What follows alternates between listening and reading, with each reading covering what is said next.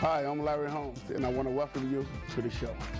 And I'm Mike Mittman, host of the show that takes you inside the minds of today's hottest sports stars and celebrities and a whole lot more.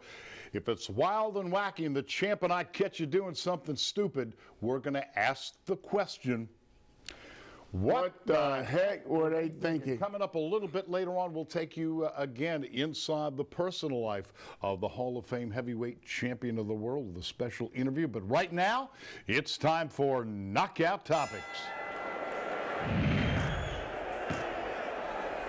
Well, starting off tonight's show, I want to say congratulations to the Hall of Fame heavyweight champion and everyone here on the set of What the Heck Were They Thinking?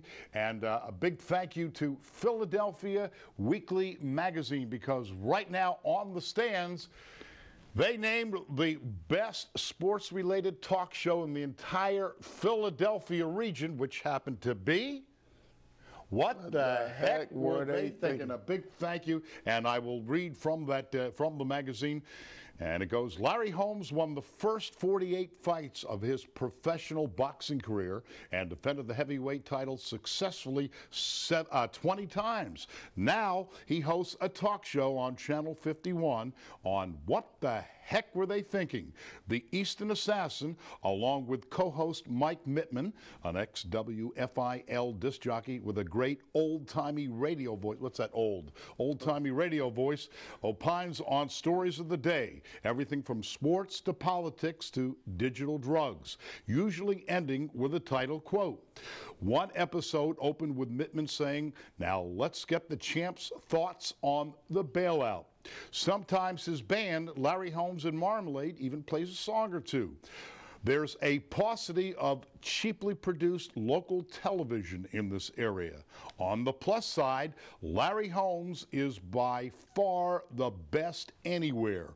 Clearly, this is who NBC should be hiring to host The Tonight Show. Hey, Philadelphia Weekly Magazine, thank you. And I agree with them. If Leno goes, we're in there tomorrow. What do you think, champ? Well, I don't know about that, Mike, but I just think that we just should keep doing what we're doing, trying to give people information about different things and trying to make ourselves look better and better each time, because this is a learning process for me. And I got to thank Service Electric for giving me the opportunity to do what I'm doing, you know, because it's really teaching me a hell of a lot. And a big thanks to SEC TV Productions for syndicating this on all the different stations, and the Philadelphia region, one of our big, which is the fourth largest television market in the United States of America. So a great honor, and a big thank you to Philadelphia Weekly Magazine. When we started the show, you know, everybody expected us to talk boxing. You know, the champ, that's all he knows is boxing. Mike, what the heck are you thinking? What the heck are you thinking? You know, yeah, we do talk boxing, but we wanted to do a show that makes a difference. You know, you've been known throughout your entire career for standing up for the little people. When you believed something was right, it was right, you spoke out about it. If something was wrong, you told them, whether they wanted to hear it or not, sports, non-sports, you told them that was wrong. And we really wanted to have a show that made a difference. Yeah, we talk about sports, but politics, social issues, economic issues, things that affect the average person out there. And everybody looks up to you throughout the world, can have the ability to speak out on things, and you've made a difference in a lot of people's lives with the show. Well, you know, Mike, one of the things that I do, I get out there, I'm around people, I know what people like, I know what people want, I know what they don't want, and I get around, not only around the Eastern or Bethlehem, Allentown area, throughout the country.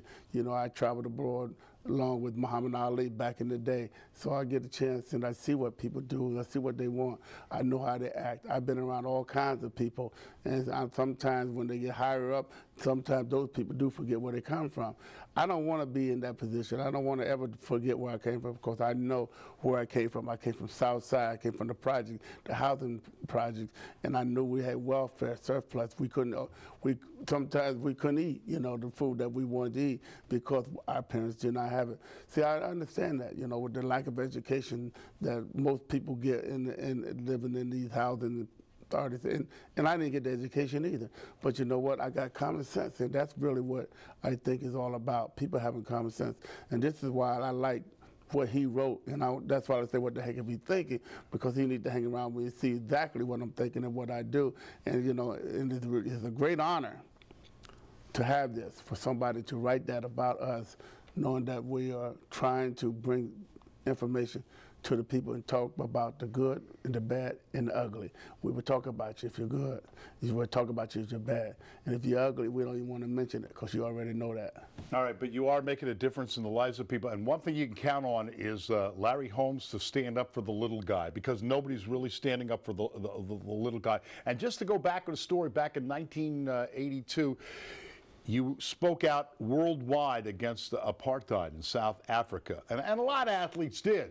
But on the other hand, they took money and went to South Africa. Right. You turned down $30 million, which in 1982 is like $45, $50 million in today's money to fight Jerry Coetzee. Right. So you put your money, Larry Holmes cannot be bought. He's got his morals. He knows what's right. He knows what's wrong. If something's wrong, he's going to speak out about it.